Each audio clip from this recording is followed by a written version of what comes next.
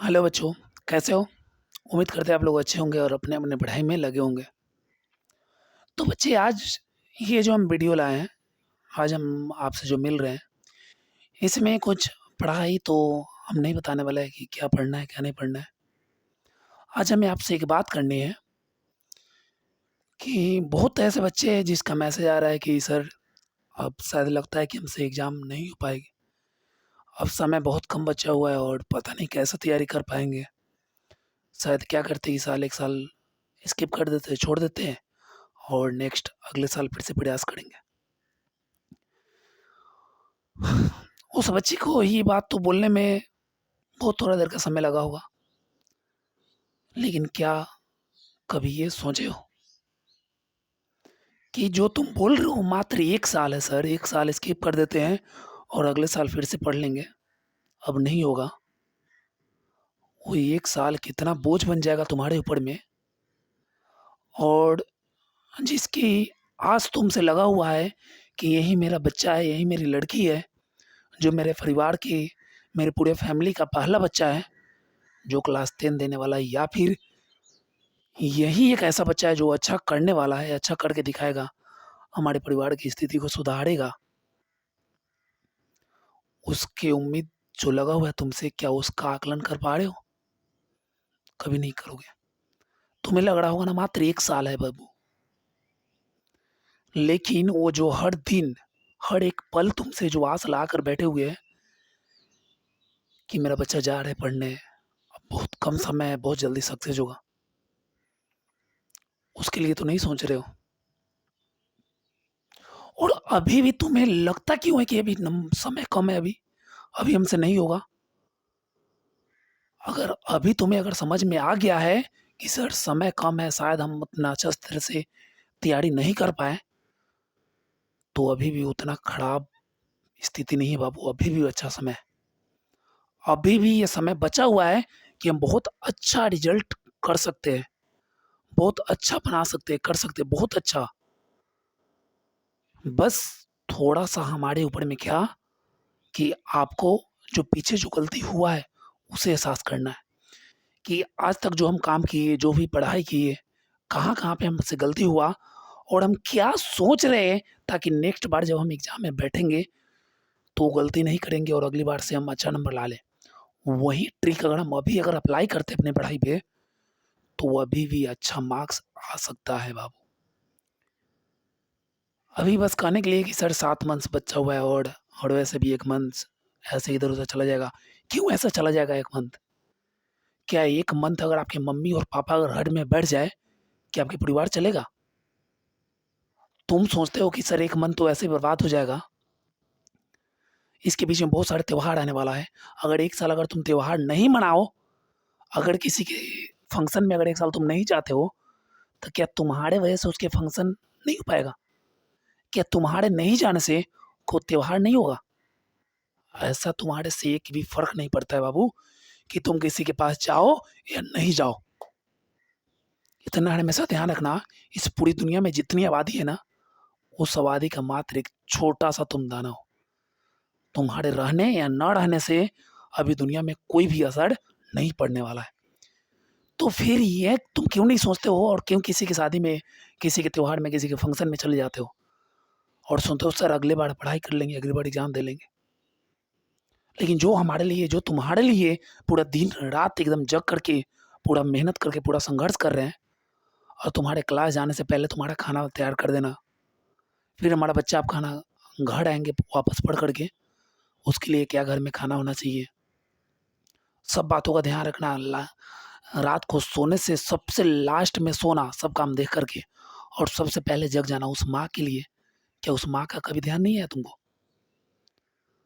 बस phone recharge हो जाता है और रील्स देख रहे हो और पढ़ाई जब करने की बात आती है मन में आता है कि सर छोड़ो एक बार, इस बार तो होने वाला है नहीं, क्या फिर उतना वेस्ट समय करने से।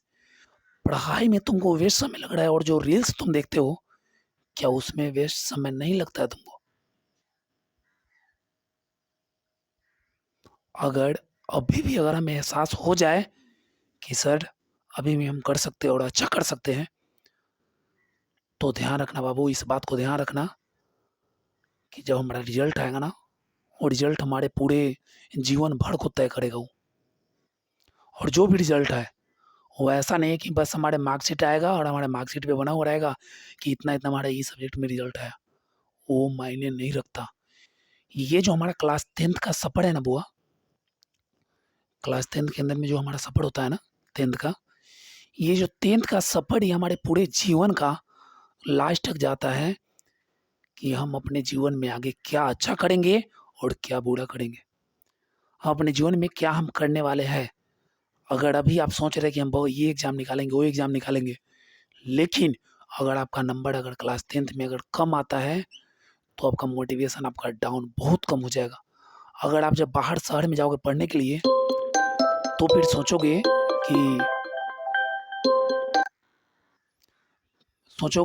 कि चलो छोड़ो इस बार रहने दो। एक तो उतना छोटा-सा एग्ज़ाम हुआ नहीं हमसे, क्लास 10th उतना छोटा था, उसका सिलेबस पूरा फिक्स था, फिर भी उसमें हम नंबर कम लाए। लेकिन यह तो इतना बड़ा एग्ज़ाम है, इसमें हम कैसे कर पाएँगे?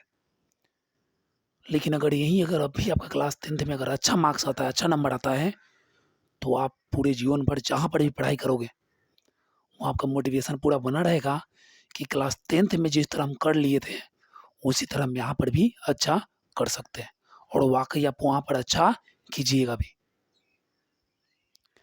लेकिन ये जो आपके मन में आ रहा है ना कि सर नहीं होगा, ये साल स्किप कर देते हैं, इसे अपने मन से, अपने ध्यान से बाबू निकाल दीजिए।